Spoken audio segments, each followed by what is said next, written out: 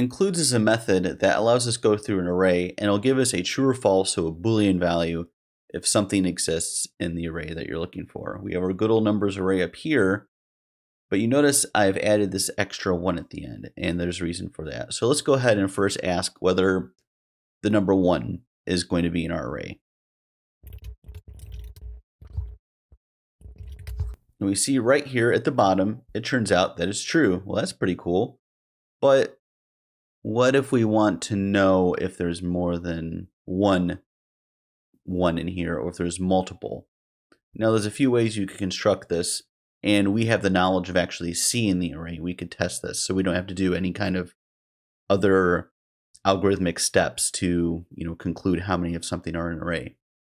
But what we can do is, since we know it's after the first slot here, let's just do, so starting from here, let's go on and see if we have another one here. And it is in fact true.